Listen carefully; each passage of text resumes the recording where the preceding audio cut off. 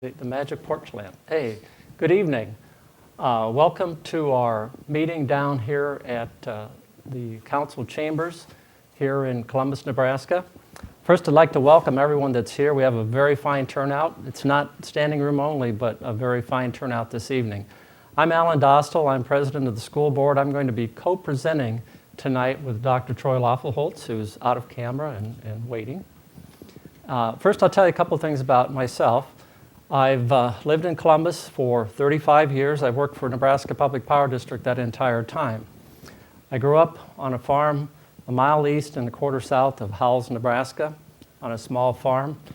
Amazingly enough, I was actually born in Columbus at the old St. Mary's Hospital. Oddly enough, they tore it down sometime later. So we're going to go through this presentation tonight. I think it's a very important story for all of Columbus to understand before they go to the polls, which is coming up on May 13th. And with that, we'll go through the slides, and I'll do about the first 10, and then Dr. Loffelholtz will take over. So we have some contact information if you have questions. And we have a website called growcps.com, and you can contact Leonard Kwapnoski at kwapnoski@discovers.org. And the phone number is 402-910-8763. Again, the phone number, 402-910-8763. Okay. Well, first off, we're going to talk about the need for Columbus Public Schools, what we need to do for our students. We'll talk about the solution that we've worked on for the last 2.5 years with lots of community input. And then we'll also talk about issues about public and school safety. The need. Total student enrollment today is about 3,700 students. And I know that number changes almost every day. There are new kids coming into our system essentially every week. And we have to help them out. We have to do our job. It's our obligation. We're seeing overcrowding. And 4 of our schools are at or above capacity, and there are 3 additional schools that are very near capacity. We've seen a growth rate in the last 5 years about 3.1%. Over the past 10 years, it's 7.4%. If you drive by the signs coming into Columbus, you'll see the number now is about 22,111. It was below 20,000 for many years, but it's changed. Columbus is growing. We have an aging middle school. 1/3 of it is about 90+ years old. And we need to expand our career and technical programs. It's very obvious that the workers of tomorrow, the workers of today, need to have good technical skills. We talk about STEM, science, technology, engineering, and math. If we don't teach it to our kids, who will? We have to start somewhere.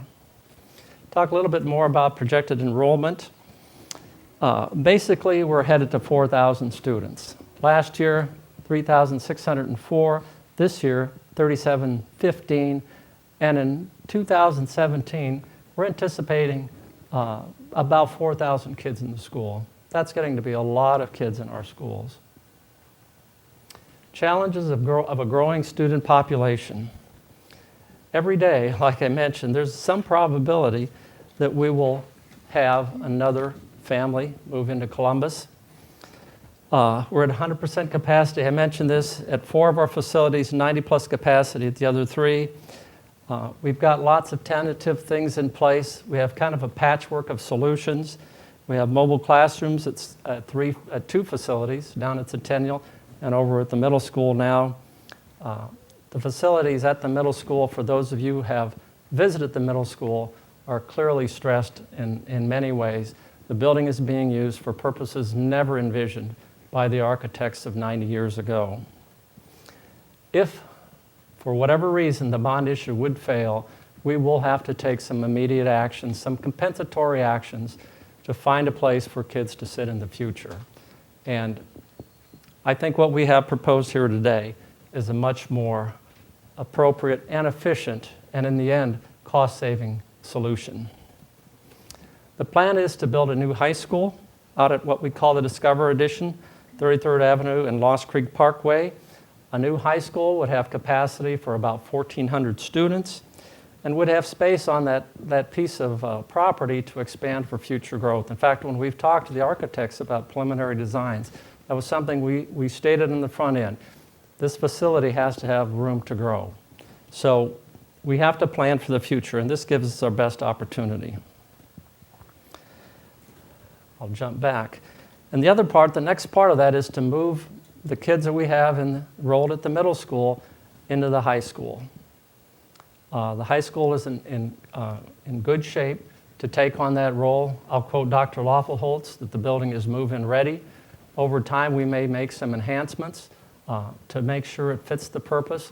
But for right now, we can make that move and use that facility for a new purpose. And we'll also move the fifth graders into the current high school to be part of the middle school class. This will create the space that we need in the elementary schools that are quickly filling as well.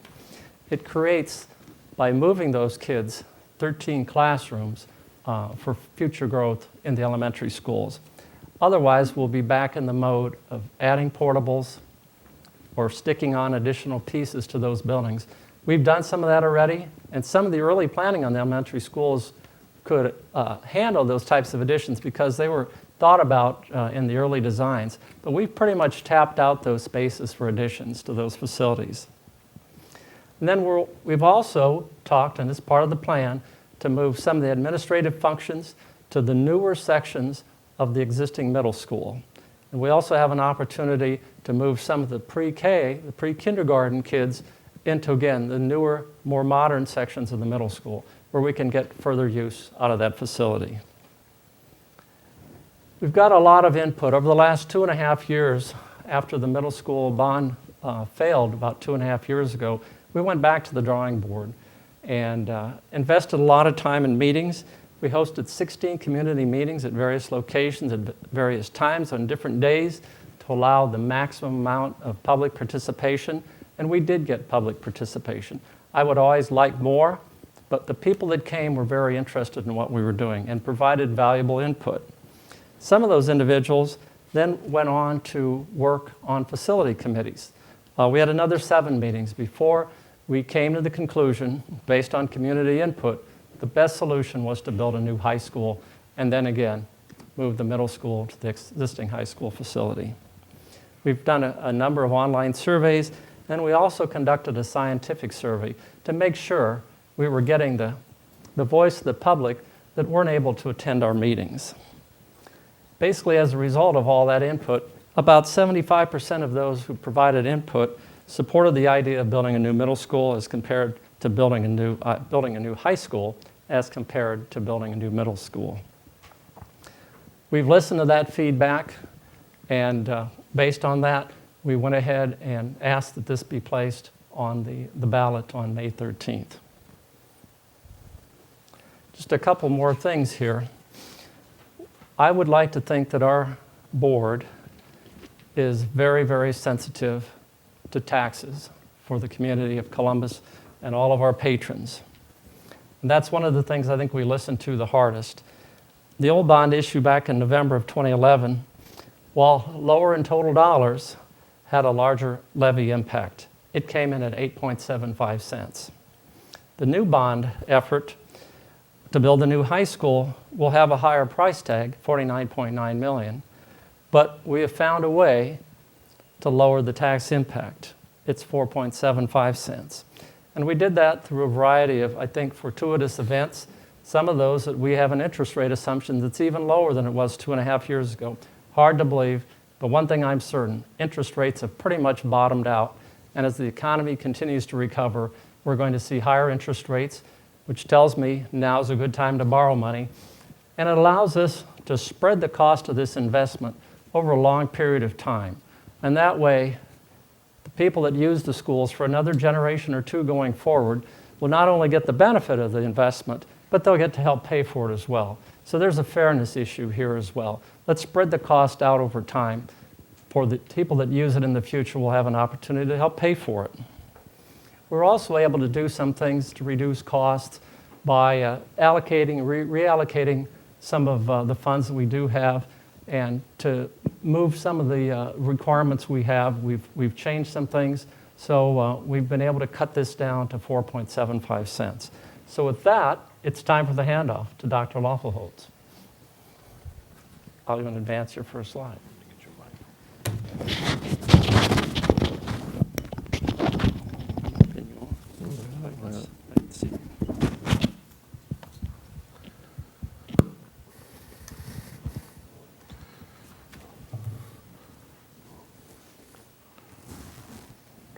All right, thanks, Alan.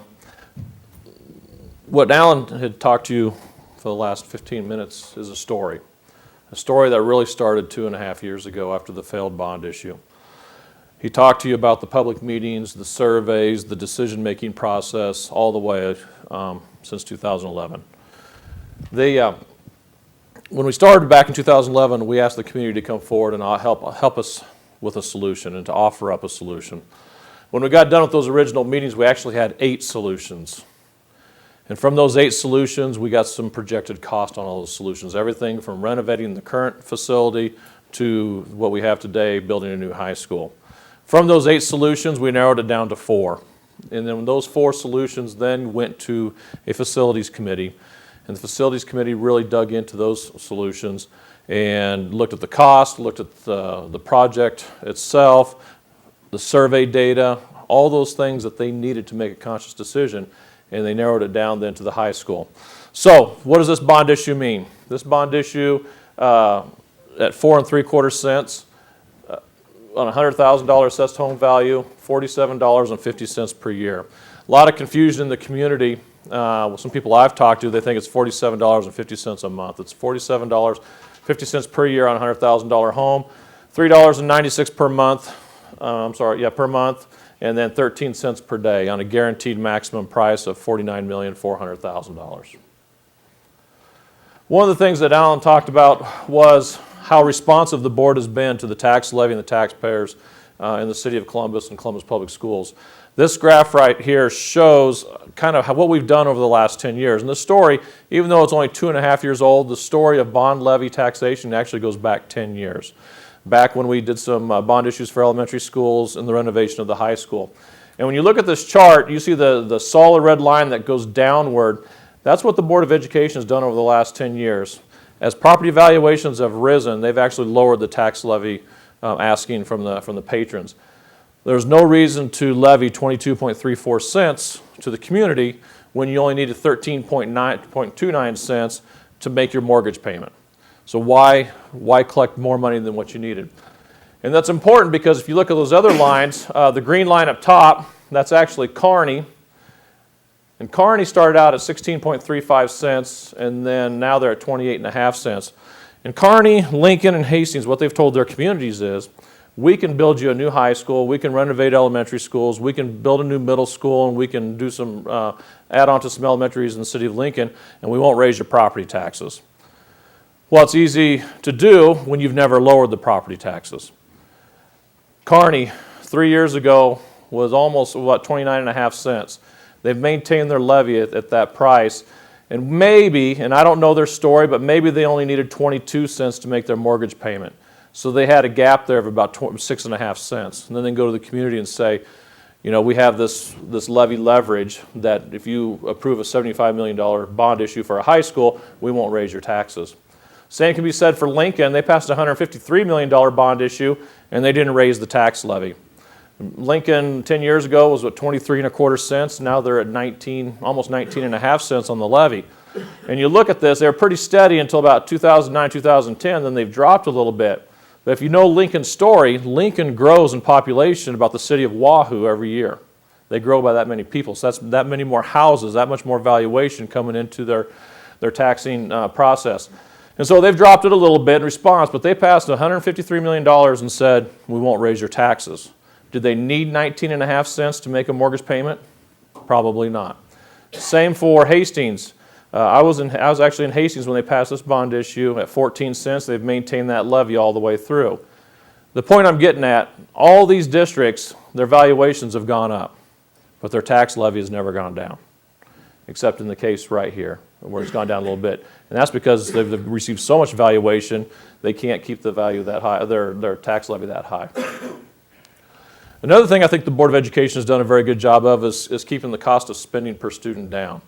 Now this chart, when you look at it from a taxpayer, and I'm a taxpayer myself, I look at this and say, wow, They're pretty efficient, and they spend our dollars pretty wisely, and because they're one of the lowest. But then as an educator, when I put that other hat on, I'm sitting there going, well, is this a what if? What if we could spend $100 more per student or $200 more per student? What else could we do for our children? So when you look at this, Columbus has been one of the 10 lowest spending school districts in the state of Nebraska for the last 10 years. Probably longer than that. That's all the further we've gone back. But for 10 years, we've been, like I said, been one of the lowest. In 3 of those years, we were actually in the bottom 3. So when you look at this price per student, we're just a little over $9,500 as compared to people in our peer group who are spending much more per student. The last thing on this part of this presentation is public and school safety. When we first started when we did the last bond issue, there were a lot of questions about, well, what about a traffic study? Have you done a traffic study out on the Discover edition? And we'd done a small traffic study, but we needed to do more in depth. When we had possibly a middle school or a high school coming on as a bond issue, we had to commission HDR to do a traffic study. And this was part and due to with East Central District Health, the hospital, and the city. We all partnered and had the traffic study done. We did worst case scenario, which would be a high school with a little bit more traffic. And when you look at this drawing, you will see that there'll be a stoplight if the high school is built, a stoplight at 33rd Avenue on the Parkway, and a stoplight at 33rd Avenue and 38th Street. And then you have lots of traffic stop signs and traffic control measures within the property. One of the things that we really like about the Discover side and what we really like about moving the middle school to the high school side is getting pickup and drop off the streets. If you've gone past the middle school at 8 o'clock in the morning or 3:15 in the afternoon, you try to avoid it. It's chaos, organized chaos from that standpoint. When my sons were going to school there, we actually picked them up a block, 2 blocks away from the school and said, we'll meet you over here instead of going through all the traffic. So we really feel like we can get a lot of cars off the street, both at the new site with the high school, and then if you look at the many entrances and parking lots up at the current high school for middle school pickup and drop off, I think we take a lot of traffic away from the neighborhood. And then of course physical control of visitors to the middle school and outside traffic to portables. There's 2 portables at the middle school right now. Anytime you open up an outside door, there's an opportunity for an outsider to come in. Or every time a child walks from the school building outside to another building, there's a chance for something else bad to happen. So what we want to do is eliminate that transfer from building to building. In addition, the physical control visitors at the middle school. All of our buildings with the middle school have either direct line of sight to the front door or controlled access where they have to come through the office to get into the school building. If you haven't been to the middle school in a long time, you ring the doorbell, they look at you on the camera, and then they buzz you in. When you walk in the door, you can make 3 choices. You can go upstairs to 2nd and 3rd floor and go wherever you want to in the building, or you can go down the stairs and turn right and actually go to the office where you're supposed to go, or you can go left and go walk and wander through the building. So the controlled access is only as good as the front door, and then we count on our people coming into the building and coming into the office to get a visitor's pass. This is the conceptual site plan with the high school. You will see on the left, bottom left side, you see the Columbus Community Hospital, and as you go down 38th Street, you see the Health and Wellness Center that the hospital is building right now with the YMCA. To the north of that is East Central District Health Department, and that building is going up pretty quick. And then over here you have what would be a proposed high school site.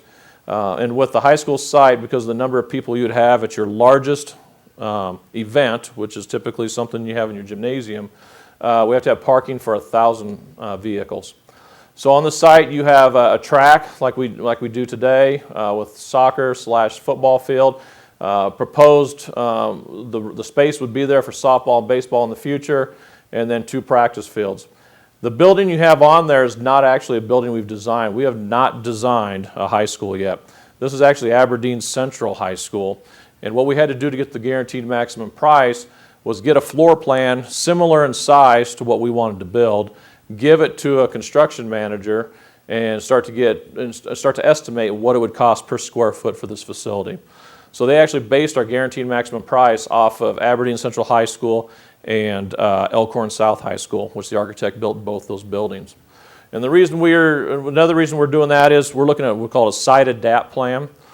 On an original design of a high school or even a middle school, it doesn't matter, architects charge 6.5% on their fees. With a site adapt, they reduce those fees to 4.5%.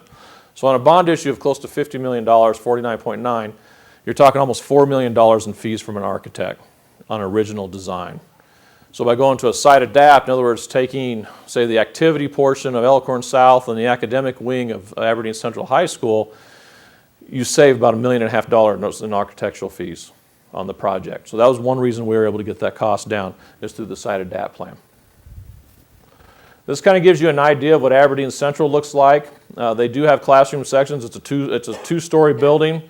You have an academic wing with classrooms on the first floor and second floor. You have our STEM and Career Technical Education Center, gymnasium, cafeteria, auditorium, fine arts, and then an extra gymnasium for other activities as well as PE. And then one thing I want us to talk about just a little bit is the STEM and Career Technical Education Center. And those are our programs in the east end of our building that's in right now, those classes are working in 12,000 square feet of space.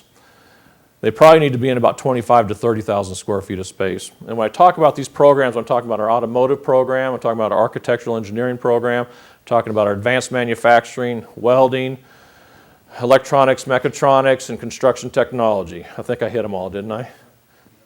What's that? Automotive. Okay. In the automotive program. And so they're working in 12,000 square feet. A little story behind that story, we're doing requests, and I was talking to Steve Woodside, the principal, the other day. We have 156 more children request career and technical education classes for next year than did this year. We have an increase of 47% in requests for kids to take welding. There's only so much space to do some of those things. And so my guess is some of those kids may not get their first choice. They're going to try to get their first choice, second choice, third choice, but sometimes you run into limitations with your space. And then, of course, second floor, conceptual floor plan. You have the academic classrooms, again, with art, graphic arts, and then the gymnasiums and a wrestling practice room. One of the other questions we got last time, in the last bond issue, what are you going to do with the existing middle school? And the answer we gave at that time didn't answer the question for a lot of people within the community. So what we plan for this building is to expand our preschool program, and Alan talked about moving administrative offices and some preschool program into this building. A lot of districts are using some of their other facilities to start early childhood centers. And right now we have 4 preschool classrooms in our district. We would like to expand that and double it, and we have enough probably 4-year-olds in the community through waiting lists and trying to get in outside of our regular preschools out there, our private preschools, that we could fill these classrooms up. And then we would look at our technology curriculum, our English language learner program, and then our professional development training program and boardroom. Then on second floor, we could go business services, student services, then other administrative services within that building. And then third floor would still be available to the community if they wanted to lease space or if we expanded some of our own programming. So a question I got today actually from a middle school teacher was, well, how does a middle school fit into a high school? Okay. And Alan's exactly right. The high school's move-in ready. We could take our middle school program and move them into the high school and figure it out. There's enough space there. Because it's a comprehensive high school that offers a lot of programs for our children. We could put the middle school within this space. Now, I would argue that it's not program ready. And what I mean by program ready, if you know anything about middle school, it's putting them into their teams, their smaller learning communities. And so we would have to do some things within that smaller learning community, within the classrooms over time. And our plan is over the next 3 years to make those changes. Using our Building and Sites Fund, using our cash reserve to move some science classrooms upstairs for 7th and 8th grade. And then also we have to reallocate some space for special education and then redo some iTech and living lab classrooms. So right here, you see in this plan, 5th and 6th grade being together on the first floor. 5th grade, actually 4 teams with 3 teachers. And so splitting the kids up in smaller groups. And they'd actually have a direct hallway down then to fine arts, to PE, to the tech lab, et cetera, and then the cafeteria, and then 6th grade being in that northwest wing. Second floor, you'd have your 7th and 8th grade classrooms. And again, kind of the same concept. The 7th grade, their 2 teams would be in the hallway across from each other on that southwest wing. And then the northwest wing, you would see the 8th grade within their configuration. So why now? The capacity at Columbus Public Schools, because of its programming, it's a comprehensive program. In many of our school buildings, 4 out of the 7 buildings were over 100% capacity. In other words, there's no flexibility to use classrooms for other uses. In our other 3 buildings, they're all over 90%. In fact, some are over 95%. And so when you look down the road, by 2017, you're going to see more bodies within those classrooms and less space for our programs. And by 2017, we predict, and we had somebody come in and actually do an audit of our program, we predict that all but one of our schools will be over 100% in program capacity. So, low interest rates. It's just crazy that we're thinking along the lines of, we're scared it's going to go higher than 3.5%. When I remember when I bought my first house at 12%. So we're looking at 3.5%. The bond issue last time was closer to 5.5%, so interest rates are down 2%. Every percentage point that the interest rate goes up adds 10% to the cost of the project. So if it goes to 4.5%, that adds $5 million onto the project. So like Alan said, interest rates at the time is pretty good. Good financial plan and use of district resources. I hope we've showed you that we're a very efficiently run school district. We don't spend more than what we have, and we spend exactly what we need. We think we provide a quality education for our kids at a cost, like I said, that's one of the 10 lowest in the districts in the state of Nebraska out of 249, like many times in the bottom 3. And then construction firm availability, talking to architects, talking to construction people in the construction business. A lot of projects are coming offline, so it's a good market for construction managers. It's a good market for the bidding process. So we think we're kind of hitting that window to be ready for that a project. When the facility committee made the recommendation to the board, and again, when I first started, I said this was a story. And it's a story of getting permission to do things. Like when you're a child, and every time you want to take the next step or do something different, you ask your parents for permission. If you want to drive the car, you ask for permission. If you want to go to prom, you ask for permission. If you want to go do something else, you ask permission. And I think our community, the people who've been involved in this process, our administration, our Board of Education have been asking permission for 2.5 years. And every step along the way, they've given us permission to take the next step. And when the final scientific survey came back and said we support building a new high school on the Discover site, that was the permission they used then to move forward with the bond issue. But they didn't move forward on their own. A group of citizens in the community made that recommendation to the Board of Education. It wasn't the Board of Education who pulled this thing out of the clouds. So we've had tremendous community involvement, tremendous community conversations. Even though some of the conversations may not have been very pleasant, you need to hear those things. So hopefully people will look at this plan as a pretty comprehensive plan. Because we don't want to come back to you in 10 years and say, oops, we want to build more. We think with the capacity we're building at the high school for 200 more students, the capacity we're building at the elementary school for 300 more students, the capacity of 13 to 15 classrooms in the elementary schools creates a space to grow in the future. When the Board of Education looked at me and said, what do you think about this recommendation? You had to look at it and say, well, it get us 20, 30, 40 years down the road. And I think it gives us the best opportunity to do that. So with passage of the bond referendum, the school levy would remain in the lowest cost quartile when compared to similar sized communities. Right now, our tax levy on communities our size is one of the lowest. Even with the going up by 4 3/4 cents, we still remain in the bottom quartile of communities our size in school taxation. It's an opportunity for us. It's a window of opportunity with construction, taxes, et cetera. We're just hoping to take advantage of those things.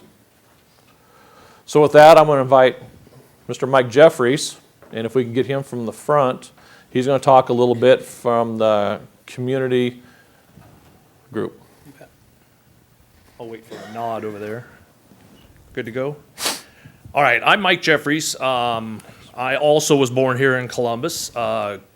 Graduated from Columbus High, class of '95. I currently have 4 kids. 3 of them are in the public school system. 1 of them is in preschool. We have 2 in the middle school right now. And so I got involved in the committee at about the point in time when we started having the facilities team. We were part of that group that had a real healthy discussion on why it didn't pass last time and what do we need to do. And that was one thing that we really wanted to echo as our committee is we listened as people giving recommendations, and the Board of Education then listened as well. There was big concerns about the reasons it didn't pass, of the location of the middle school and where things were going to be, and that's exactly the kind of things the committee listened to and what they adjusted and tried to make it an entire encompassing plan. I'm an IT guy by trade, so I'm not used to standing up talking in front of everybody. That's why this isn't as elegant.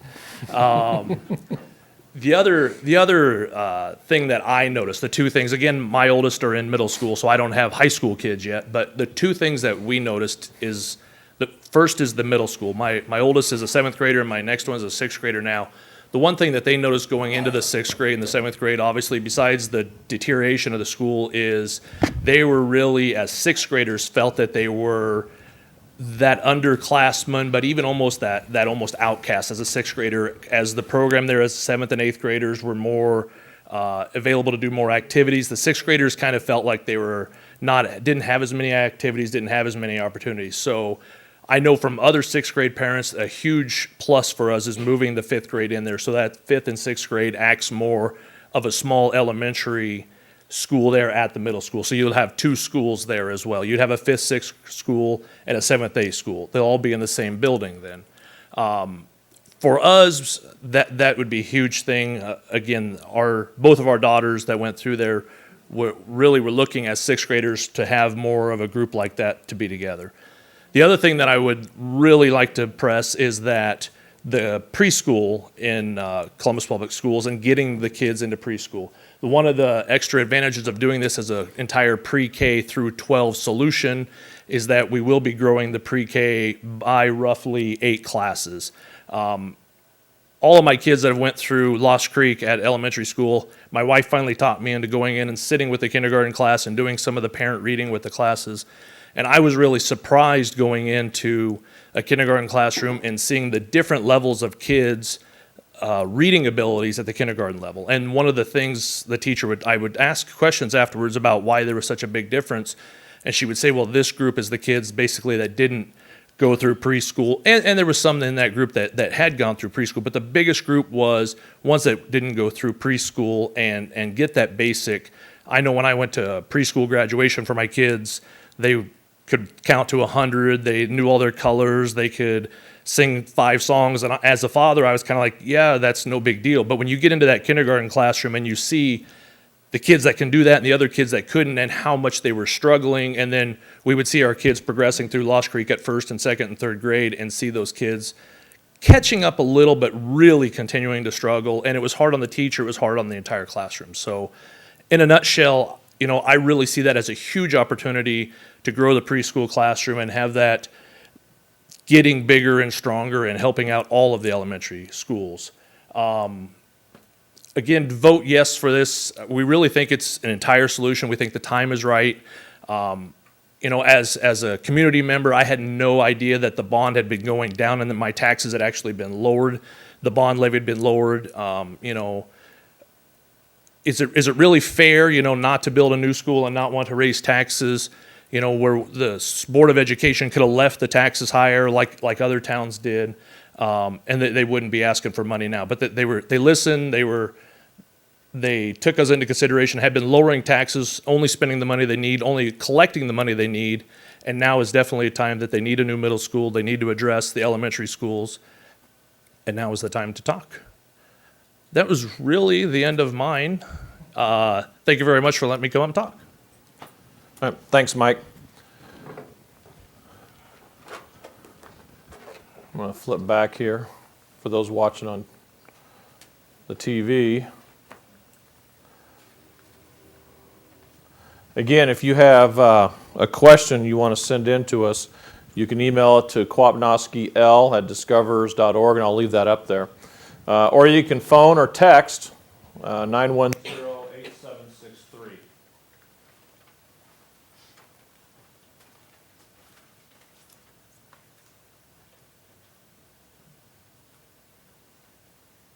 I think it went dead.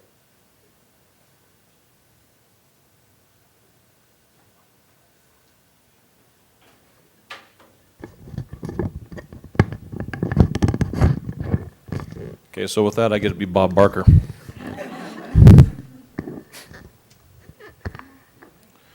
Okay, at this time, if you have any questions you'd like to ask, we'll try the best we can to answer them. And if we don't have the answer for you right away, we will definitely get the answer for you. So, My name is Ken Curry, a school board member. I was requested to ask two questions from a citizen, Bill Lear. First question, is it true farmers will be paying as high as $80 more per acre for irrigated farm ground if the bond is passed? okay, I think they got this mic fixed. Well, that question depends on the assessed value of the property. There's a simple formula that you can do to find out how much your taxes would increase. In fact, you can go to the growcps.com website, and you can punch in the number and figure out what your tax increase would be. But if you want to find out what that is, I think you take your assessed value per acre and you multiply that times 0.00475, and you'll find out what your increase will be per year on that assessed value. So I don't know about the $80. It all depends on how many acres that is, what the evaluation of those acres are. What's that? Inside the city or outside? Yeah, if they're inside the city or outside the city would make a big difference as well. Very good. And the next question, if the bond issue fails, are you finally going to build alongside the middle school for $5 to $6 million? Well, I don't know if it's $5 or $6 million. One of the things, renovating and adding on to the current middle school was one of the solutions that the community started with 2.5 years ago. And as soon as you start tearing into that building, you've got to update the whole building to get it to code. An estimate done back in 2009 to renovate the 1924 section of that building was between $14 and $16 million. And then if you add $5 or $6 million onto the side of that building, you take away the green space for the kids. You don't really gain a lot by doing that. We also looked at buying property surrounding the current middle school. When it was all said and done, when we looked at all the costs and we had that all prepared by other agencies, the cost of that was between $33 and $35 million to do that project downtown. And you're still only on 6 to 9 acres of property, and not the acreages that you would need. So my guess is no, we probably will not expand onto that middle school because, number one, we don't think it's cost effective and it doesn't gain the district anything as far as facilities. And we've had a group of community people tell us that's not the right thing to do. And so that's the answer for that question. I've done a little math on the farm. Okay? It's hard to say exactly what the assessed value of agricultural land is in the Platte Valley because I grew up in Howells, so I don't know for sure. But I'm going to assume for purposes of this comparison, I'm going to assume $8,000 an acre. If that's way too high, way too low, somebody tell me. But that's basically 8% of a $100,000 house. So that would be about $3.80 an acre, or less than the value of a bushel of corn today. So that's for a year, yes. Very good, thank you. That's why you hang around smart people. Ag property is not assessed at closing value. I think it's assessed at 74% of Yeah, be a little bit less than that. That is correct. Now, there's no denying that ag valuation and ag values have gone up. Valuations are going up everywhere, probably not to the level as our farm economy. And you know, Columbus did pretty well during the recession between 2008 and today, and the reason they did that was because of a strong ag economy. And so the businesses that are directly linked to ag brought us through that recession in this community. In fact, I heard today the unemployment rate is down below 3.5% in Platte County. So things are good here, even though sometimes we think things are bad. You know, compared to other places in the state and other places in the country, it's not too bad here. But nobody denies the valuation of land going up, and it is hard. It is something that people don't want to pay for. But it's what happens. Any other questions?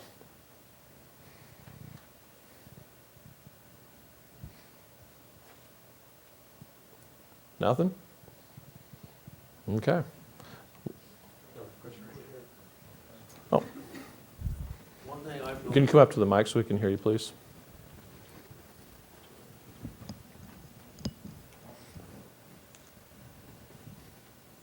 I'm Doug Breezy. I live over on 2817 38th Street. One thing I've noticed is, and one thing I'd like to see the school do, the school has got is very handicapped in educating experience. I've found that I've got a 28-year-old son, and his remark was when he was in school, I'm not going to do that, so I'm not going to watch what Dad does, because I'm not going to do that kind of work. Experience is experience, folks. And you get experience 4 places. You get it from your father, your grandfather, your uncle, or a neighbor. And you can start at the age of 10, you can start at the age of 8 with those, especially with a father and a grandfather. You don't have to worry about being of age or anything like that. And the experience is experience. And I'd like to see the school kind of capitalize on that, push that out and encourage these kids to get experience. Mm-hmm. When the experience is there to be had, we need to grab a hold of it and get it and go after it. Okay, thanks. And that's one of the things that we want to accomplish with our STEM Academy, our Career and Technical Education Academy. We really want to expand those opportunities for kids in the areas of manufacturing or engineering, construction technology, automotive, all those different areas where they can really do a lot of hands-on things. And you want all kids to be exposed to that, from your valedictorian to the student who struggles in school. I think it's a great program for kids to get involved in. I think the more we can do hands-on, the more applicable experiences to tie in what they're doing in a geometry class or physics class or chemistry class. If we can tie those skills in to a career program, I think you're going to see a lot of kids really flourish and blossom in that sense. So that's exactly what we're trying to do with the Career and Technical Education program, trying to expand that. But the experience doesn't come just within the school. The experience has, there's no greater teacher than home. It has to start at home with the parents. There's no doubt about that. Sometimes the parents need some help, because kids get this idea that I'm not going to do that kind of thing. Yes. Yes, sir.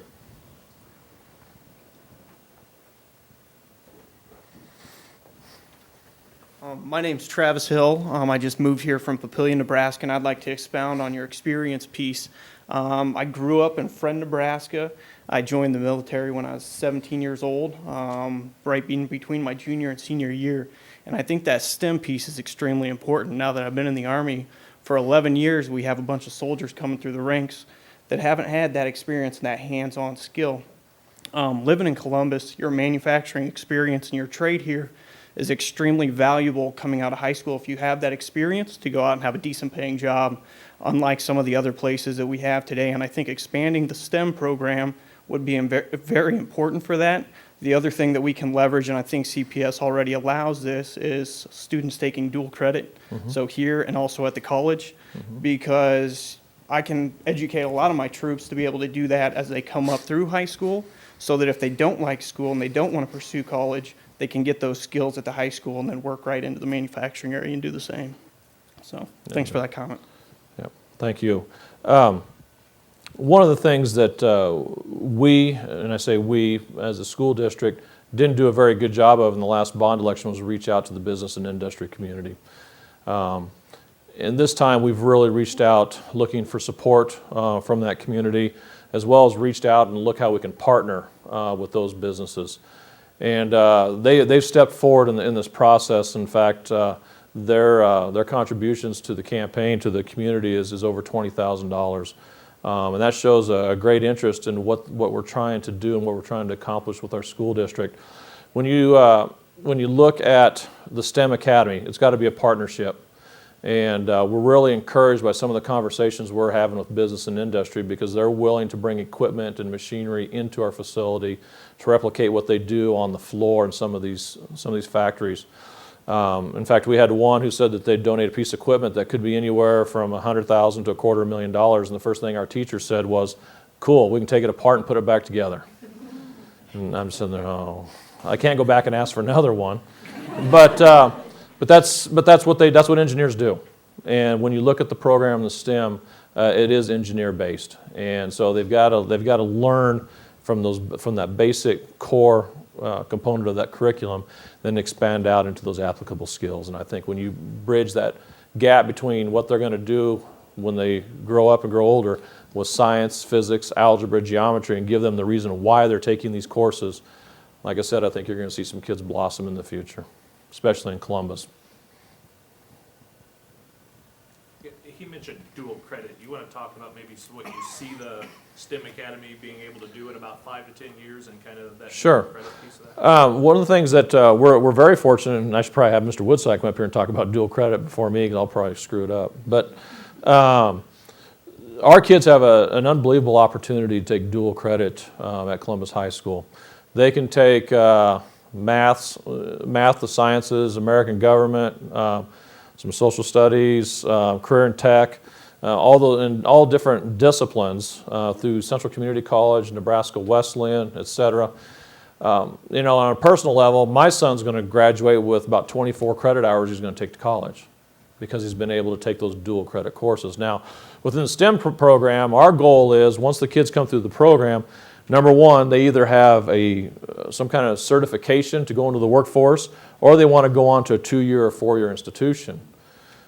Well, if we work the cooperations and the cooperative agreements right with Central Community College and some of these other higher institutions of learning, we think a lot of those kids who graduate from that program could have that year of college done and walk onto campus and have a year to 18 months left and get that associate's degree, or be 2 years along towards a 4-year degree. So we think it's a great advantage for kids. And it should be about kids. It's advantage students. And anytime we can put students and parents, because it is cheaper to pay dual credit than it is to walk on a university or college campus, anytime we can limit that cost for parents and families, I think it's a win-win for all of us. Did I get that right, Steve? All right. We're up over 45%. What's that? We're up over 45% of the graduate students. Over 45% of our graduates are getting dual credit.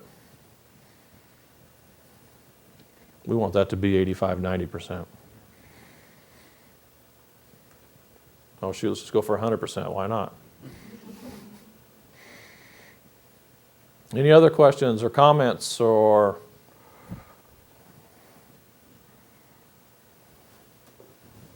Sure. Yeah, my name's Andy Stadler. I'm a community member. I did not have the opportunity to be a part of any of this process up until now. I think it comes down to a question of economic development for our community, almost in reverse, okay? Dr. Laufholtz, you talked about industry and how they've come on board. Industry obviously has a vested interest in having the workforce developed, okay, for their purposes. When I talk about economic development in reverse, I'm talking about having infrastructure, having schools that are attractive, that aren't overcrowded, that people would be attracted to come to Columbus just on a human level, one-on-one level. And so I want to give the school board, I want to give the community members some kudos for your planning and your thoughtful process. in regards of being good stewards of our tax dollars, okay?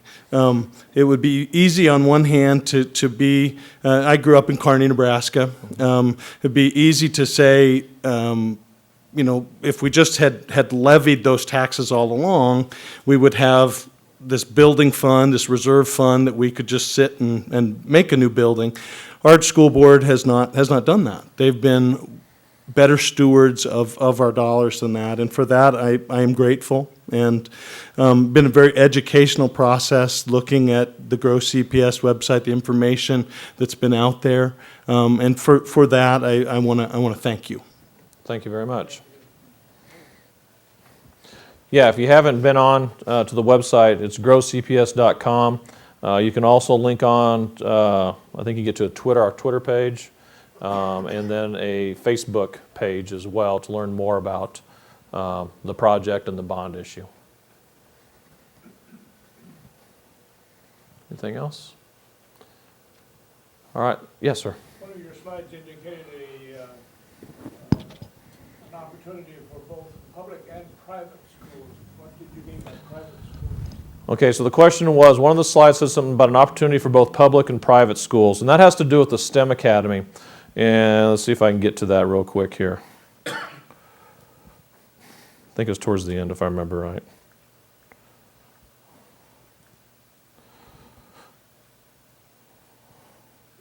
Yeah, right here.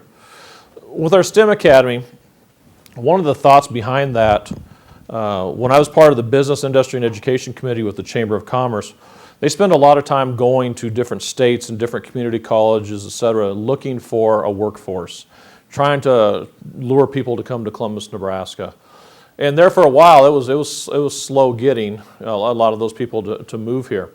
So when we started talking about our STEM Academy, within the Business, Industry, and Education committee meetings, we can grow our own workforce. We have kids here in the surrounding area that we can train and get a certification for to go into the workforce and make a darn good living with an associate's degree or, like I said, that certification.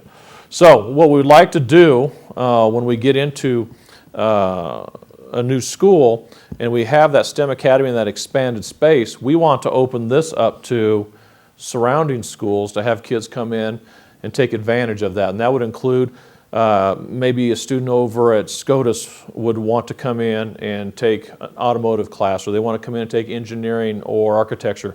Try to work out the schedule where that child can come in for 2 or 3 hours and work within that program. They take their core coursework at their site and they remain a student there, but they come in and they work on that certification or that dual credit process through us. So we want to expand that opportunity. When you look at when you survey kids, most kids who grow up in Columbus move away.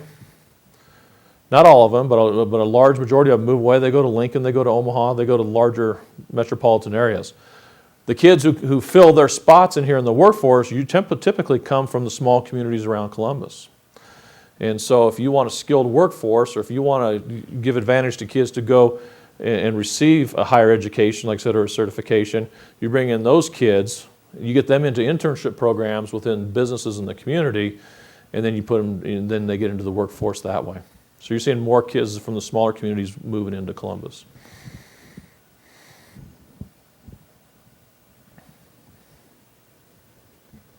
Anything else? Thank you for coming. Thank you for your time. If you have any questions, I'll stick around for a while. Did we have anything come in text-wise or email-wise? Okay.